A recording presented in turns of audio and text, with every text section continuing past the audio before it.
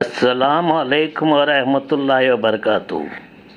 हिंदी, हिंदू, हिंदुस्तानी, Indian ओ भारतीय। मोहम्मद हबीबुर रहमान खान।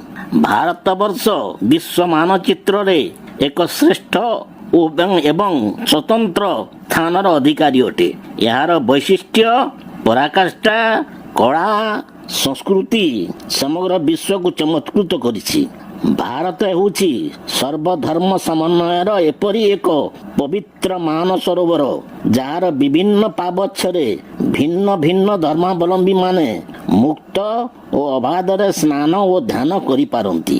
ଭାରତ ହେଉଛି ବିଶ୍ୱର ଏପରି ଏକ ନନ୍ଦନକାନନ ଯେଉଁଠାରେ ବିଭିନ୍ନ ଧର୍ମର ଭିନ୍ନ ଭିନ୍ନ ରଙ୍ଗର ପୁଷ୍ପମାନ ପ୍ରସ୍ଫୁଟିତ ହୋଇ ଏହାକୁ ଆହୁରି ଲୋଭନୀୟ ଓ ଆକର୍ଷଣ କରିବାରେ ଲାଗିଛି।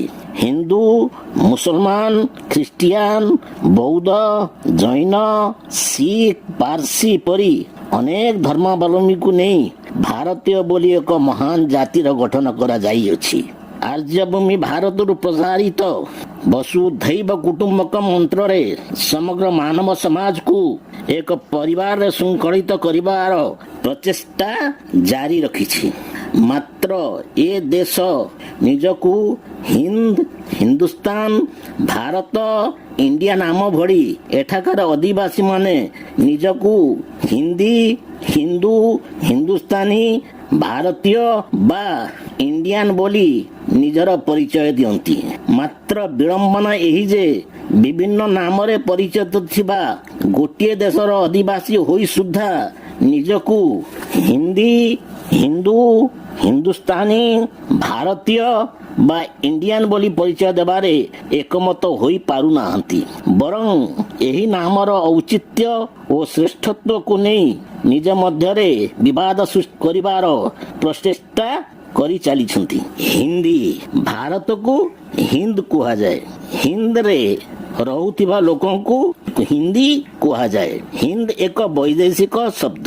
କେତେକ ଗବେଷକଙ୍କ ମତରେ ଏହା ବୈଦେଶିକ ଆକ୍ରମଣକାରୀଙ୍କ ଦ୍ୱାରା ପ୍ରଦତ୍ତ ନାମ। ହିନ୍ଦ ନାମ ପାଶ୍ଚାତ୍ୟ ଦେଶରେ ବିଶେଷତଃ ଆରବୀୟ ମଧ୍ୟରେ ବହୁ ଲୋକପ୍ରିୟ ଅଟେ। ଏପରିକି ହଜରତ ମୋହମ୍ମଦ ସଲ୍ଲଲ୍ଲାହୁ ଅଲୈହି वसल्लम କହିଛନ୍ତି ଯେ ମୁଝେ ହିନ୍ଦ ସେ ରବ୍ବାନୀ ଖୁସବୁ ଆ ରହି ହେ। ମୋତେ ହିନ୍ଦରୁ ଈଶ୍ୱରୀୟ ସୁଗନ୍ଧ ଆସୁଅଛି। ହଜରତ ଅଲି ରଜିୟଲ୍ଲାହୁ ଆନହୁ ଯେ ହଜରତ ମୋହମ୍ମଦ ସଲ୍ଲଲ୍ଲାହୁ ଅଲୈହି वसल्लमଙ୍କ ଜାମାତା ଏବଂ ତାଙ୍କ ଚାରି ପ୍ରଧାନ ଶିଷ୍ୟ ମଧ୍ୟରୁ ଜଣେ କହିଛନ୍ତି ଯେ ହିନ୍ଦ ସବସେ ପାକ और खुशबूदार जगह है। ହିନ୍ଦ ସବୁଠାରୁ ପବିତ୍ର ଓ ସୁଗନ୍ଧମୟ ସ୍ଥାନ ଅଟେ। ସଜତୁଲ ମର୍ଜାନ ଫି ତାରିଖ ହିନ୍ଦୁସ୍ତାନ, ଲେଖକ ସୈୟଦ ସାହାବୁଦ୍ଦିନ ଅବ୍ଦୁର ରହମାନ। ପ୍ରଥମ ଭାଗ। ଆରବୀ ସାହିତ୍ୟରେ ହିନ୍ଦକୁ ମୁଲକେ ଆଦମ ବା ଆଦମଙ୍କ ଦେଶ ବୋଲି କୁହାଯାଏ। ଆଦମଙ୍କ ଚେହେରାରେ ହଜରତ ମୋହମ୍ମଦ ସଲ୍ଲଲ୍ଲାହୁ ଅଲୈହି वसल्लमଙ୍କ ଜ୍ୟୋତି ବା ନୂରେ ମହମ୍ମଦୀ ଥିଲା। ସେଥିପାଇଁ କୁହାଯାଇପାରେ ଯେ ହଜରତ ମୋହମ୍ମଦ ସଲ୍ଲଲ୍ଲାହୁ ଅଲୈହି वसल्लमଙ୍କ ପ୍ରଥମ ପ୍ରାକଟ୍ୟ ହିନ୍ଦ ବା ଭାରତରେ ହୋଇଥିଲା। ବର୍ତ୍ତମାନ ମଧ୍ୟ ବହୁତ ଆରବୀୟ ଦେଶର ଲୋକମାନେ ଭାରତକୁ ହିନ୍ଦ ଓ ଭାରତୀୟଙ୍କୁ ହିନ୍ଦୀ ବୋଲି କୁହନ୍ତି।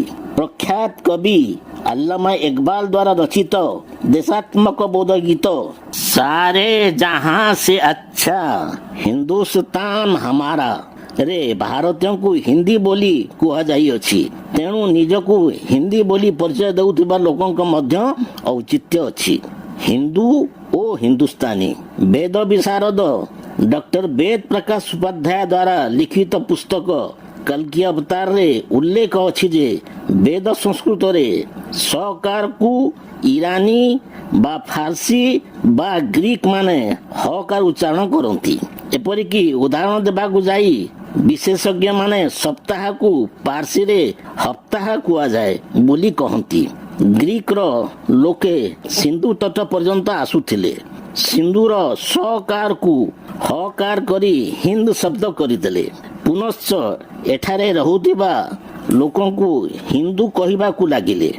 କେତେକ ଗବେଷକ ଏହା ମଧ୍ୟ କହନ୍ତି ଯେ ମଧ୍ୟଯୁଗରେ ସିନ୍ଧୁ ତଟବର୍ତ୍ତୀ ଅଞ୍ଚଳ ବର୍ତ୍ତମାନ ପଞ୍ଜାବ ରାଜସ୍ଥାନ ଏବଂ ପାକିସ୍ତାନର କେତେକ ଅଞ୍ଚଳରେ ଲହଣ୍ଡି ନାମକ ଏକ ଭାଷା ପ୍ରଚଳିତ ଥିଲା, ଯେଉଁ ଭାଷାରେ କୁ ହ ସମ୍ବୋଧନ କରାଯାଉଥିଲା। ଏଣୁ ହିନ୍ଦୁ ଶବ୍ଦ ସେଥିପାଇଁ ହୋଇଅଛି। ପରେ ଅଧିକାଂଶ ଲୋକ ଦେଶ ପ୍ରେମରେ ଉଦ୍ବୁଦ୍ଧ ହୋଇ ନିଜ ଧର୍ମକୁ ଆର୍ଯ୍ୟ ସନାତନ ବଦଳରେ ହିନ୍ଦୁ ଧର୍ମ ବୋଲି କହିବାକୁ ଲାଗିଲେ। ସେତେବେଳେ ହିନ୍ଦର ଅନ୍ୟାନ୍ୟ ଗୋଷ୍ଠୀ ଏବଂ ଧର୍ମାବଲମ୍ବୀମାନେ ନିଜକୁ ହିନ୍ଦୁ କହିବା ବଦଳରେ ହିନ୍ଦୁସ୍ତାନୀ କହିବାକୁ ଉତ୍ତମ ମଣିଲେ। ଯଦିଓ ହିନ୍ଦୁସ୍ତାନ ନାମଟି ବିଶେଷତଃ ମୁସଲମାନ ଦେଶର ବିଦ୍ୱାନ ଦ୍ୱାରା କୁହାଯାଉଥିଲା, ପାକିସ୍ତାନ ଗଠନ ପରେ ରାଜନୈତିକ ଉଦ୍ଦେଶ୍ୟ ରଖି ଭାରତକୁ ହିନ୍ଦୁସ୍ତାନ ନାମରେ ଉଚ୍ଚାରଣ କରି ଜନାଦୃତ କରିବାକୁ ଚେଷ୍ଟା କଲେ। ଏପରି ସୁଯୋଗ ହାତଛଡ଼ା ନ କରି ଭାରତର କେତେକ ସଂଗଠନ ନିଜକୁ ହିନ୍ଦୁ ବୋଲି ପ୍ରଚାର ଆରମ୍ଭ କରିଦେଲେ। ଏପରିକି ପ୍ରଖ୍ୟାତ କବି ଡକ୍ଟର ଇକବାଲ ଦ୍ୱାରା ରଚିତ ହିନ୍ଦୀ ହେ ହମ ୱତନ ହେ ହିନ୍ଦୁସ୍ତାନ ହମାରା ପଦରେ ମୁଁ ଏକମତ ନୁହେଁ। ହିନ୍ଦୀ ହେ ହମ ୱତନ ହେ ଇଏ ହିନ୍ଦ ହେ ହମାରା କହିଥିଲେ ଭଲ ହୋଇଥାନ୍ତା। ମାତ୍ର ହିନ୍ଦୁ ଶବ୍ଦ ଏକ ବିଦେଶୀଙ୍କ ଦ୍ୱାରା ସୃଷ୍ଟ ଶବ୍ଦ ହୋଇଥିବାରୁ ଏହାର ସଠିକ ବ୍ୟାଖ୍ୟା କରାଯାଇ ପାରିନଥିବାରୁ ସମସ୍ତ ସନାତନ ଧର୍ମାବଲମ୍ବୀଙ୍କ ଦ୍ୱାରା ଗ୍ରହଣୀୟ ହେଲା ନାହିଁ। ଏପରିକି ଆର୍ଯ୍ୟ ସନାତନ ଧର୍ମର ସଂସ୍ଥାପକ ପ୍ରଖ୍ୟାତ ମହର୍ଷି ଦୟାନନ୍ଦ ସରସ୍ୱତୀ ଏହା ଏକ ବିଦେଶୀ ଶବ୍ଦ ହୋଇଥିବାରୁ ହିନ୍ଦୁ ଶବ୍ଦକୁ ଏକ ଧର୍ମ ରୂପେ ସ୍ୱୀକାର କଲେ ନାହିଁ। ଥରେ ମହର୍ଷି ଦୟାନନ୍ଦ ସରସ୍ୱତୀଙ୍କ ଦ୍ୱାରା ହିନ୍ଦୁ ଶବ୍ଦ ଏକ ବିଦେଶୀ ପ୍ରଦତ୍ତ ନାମକୁ ଏକ ଧର୍ମ ରୂପରେ ଗ୍ରହଣ କରିବା ପାଇଁ ରାଜି ନ ହେବା ପରିପ୍ରେକ୍ଷୀରେ ସାମ୍ବାଦିକଙ୍କ ପ୍ରଶ୍ନର ଉତ୍ତର ଦେବାକୁ ଯାଇ RSS ପୂର୍ବତନ ସରସଂଘ ଚାଳକ ଗୁରୁ ଗୋଲୱାଲକର କହିଲେ, ମୁଁ ନିଜକୁ ଐତିହାସିକ ବୋଲି ଦାବି କରୁନି, ବରଂ ହିନ୍ଦୁ ଶବ୍ଦକୁ ଏଥିପାଇଁ ଗ୍ରହଣ କଲି ଏହା ସାଧାରଣରେ ପ୍ରଚଳିତ ହୋଇଗଲାଣି ଏବଂ ଲୋକମାନେ ଏହାକୁ ସ୍ୱୀକାର କରିସାରିଲେଣି। ଶ୍ରୀ ଗୁରୁଜୀ ସମଗ୍ର ଦର୍ଶନ ଖଣ୍ଡ ପୃଷ୍ଠା 100ରେ ଲେଖା ଅଛି। ମାନନୀୟ ଶାମସୁଲ ଇସଲାମଙ୍କ ପୁସ୍ତକରୁ ଉଦ୍ଧୃତ। ପରେ ହିନ୍ଦୁ ଶବ୍ଦର ଯଥାର୍ଥତା ପ୍ରତିପାଦନ କରିବାକୁ ଯାଇ ଶ୍ରୀ ଗୁରୁଜୀ ଗୋଲୱାଲକର କୁହନ୍ତି ଯେ ହିନ୍ଦୁ ଶବ୍ଦ ହରୁ ହିମାଳୟ ଏବଂ ଇନ୍ଦୁ ସରୋବର ମିଶ୍ରଣରେ ପ୍ରସ୍ତୁତ କରାଯାଇଅଛି। ଏହାର ଯଥାର୍ଥତା ପ୍ରତିପାଦନ କରିବାକୁ ଯାଇ ଅଗାଥା ବୃହସ୍ପତି ରଚିତ ଶ୍ଲୋକ ହିମାଳୟଂ ସମାରଭ ଯାବତ୍ ଇନ୍ଦୁ ସରୋବରମ୍ ତଂ ଦେବ ନିର୍ମିତଂ ଦେଶଂ ହିନ୍ଦୁସ୍ତାନଂ ପ୍ରଖ୍ୟାୟତେ। ଏହି ଶ୍ଲୋକର ପର୍ଯ୍ୟାଲୋଚନା କଲେ ହିନ୍ଦୁକୁ ଏକ ଧର୍ମ ରୂପରେ ନୁହେଁ ବରଂ ହିନ୍ଦୁସ୍ତାନର ଭୌଗୋଳିକ ଅବସ୍ଥିତିକୁ ଦର୍ଶାଉଅଛି। ସେଥିପାଇଁ ଧାର୍ମିକ ଦୃଷ୍ଟିକୋଣରୁ ମୁଁ ନିଜକୁ ଇସଲାମ ଧର୍ମାବଲମ୍ବୀ ଭାବରେ ମୁସଲମାନ ଏବଂ ଭୌଗୋଳିକ ଦୃଷ୍ଟିକୋଣରୁ ହିନ୍ଦୁସ୍ତାନର ଅଧିବାସୀ ଭାବରେ ହିନ୍ଦୁ କହିବାକୁ କୁଣ୍ଠାବୋଧ କରିବି ନାହିଁ। ସଂସ୍କୃତ ବେଦାଚାର୍ଯ୍ୟ ଡକ୍ଟର ବେଦ ପ୍ରକାଶ ଉପାଧ୍ୟାୟ ଉଲ୍ଲେଖ କରନ୍ତି ଯେ ଇଂରେଜମାନେ ହିନ୍ଦ ଶବ୍ଦରେ ନିଜର ଭାଷାଗତ ବିଶେଷତା କାରଣରୁ ହିନ୍ଦ HIND ଉଲ୍ଲେଖ କରି IND ଦେଶ ସୂଚକ ଶବ୍ଦ ଯୋଗ କରି ଇଣ୍ଡିଆ INDIA ଇଣ୍ଡିଆ ଶବ୍ଦ ପ୍ରସ୍ତୁତ କଲେ। ସେଥିପାଇଁ ଆମେ ନିଜକୁ ଇଣ୍ଡିଆନ ବି କହୁ। ଭାରତୀୟ କେତେକ ଐତିହାସିକ ଭରତରାଜଙ୍କ ନାମ ସହ ଯୋଗ କରି ଦେଶର ନାମ ଭାରତ ବୋଲି କହିବାକୁ ଲାଗିଲେ। ନିଜକୁ ଭାରତୀୟ କହିଲେ। ଏହା ଏକ ନିର୍ବିବାଦ ଶବ୍ଦ ଅଟେ। ଏହାକୁ କହିବା ଉଚିତ। ଆର୍ଯ୍ୟବର୍ତ୍ତ, ଭାରତବର୍ଷ, ହିନ୍ଦ, ହିନ୍ଦୁସ୍ତାନ, ଇଣ୍ଡିଆ ପ୍ରଭୃତି ନାମକରଣ ଦେଇ ଗତି କଲା ପରେ ଶେଷରେ ସମସ୍ତ ବାଦ ବିବାଦରୁ ଉର୍ଦ୍ଧ୍ୱରେ ରହି ଦେଶର ସ୍ୱାଧୀନତା ପରେ ଲେଖାଯାଇଥିବା ଭାରତୀୟ ସମ୍ବିଧାନ ଏହାର ନାମ ଇଣ୍ଡିଆ ବା ଭାରତ ରଖିଲା।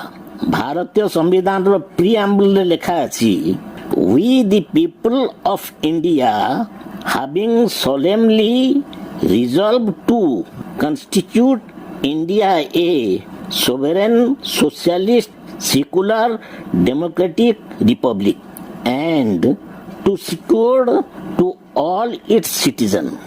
ଆମ୍ଭେ ଭାରତର ଜନତା ଭାରତକୁ ଏକ ସାର୍ବଭୌମ ସାମାଜିକ ଧର୍ମନିରପେକ୍ଷ ଗଣତାନ୍ତ୍ରିକ ରାଷ୍ଟ୍ର ଭାବରେ ଏବଂ ଏହାର ନାଗରିକଙ୍କୁ ନିମ୍ନ ବିଷୟ ପ୍ରଦାନ କରିବା ନିମନ୍ତେ ସଂକଳ୍ପବଦ୍ଧ। ପୁନଶ୍ଚ ସମ୍ବିଧାନର article 1 name and territory of union ଧାରା 1 କେନ୍ଦ୍ର କିମ୍ବା ସଂଘର ନାମ ଓ ଅଞ୍ଚଳରେ ଉଲ୍ଲେଖ କରାଯାଇଅଛି ଯେ India that is Bharat shall be a union of state.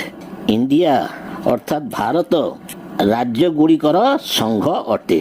ଏଥିରେ ସ୍ପଷ୍ଟ ହୋଇଗଲା ଯେ ଆମେ ଇଣ୍ଡିଆନ ଅର୍ଥାତ୍ ଭାରତର ଜନତା ନିଃସନ୍ଦେହରେ ଭାରତୀୟ ବା ଇଣ୍ଡିଆନ। ଏଥିପାଇଁ ନିଜକୁ ଭାରତୀୟ ବା ଇଣ୍ଡିଆନ ବୋଲି କହିବା ବା ପରିଚୟ ଦେବା ସର୍ବାଗ୍ରେ ଗ୍ରହଣୀୟ। अस्सलामु अलैकुम व रहमतुल्लाहि।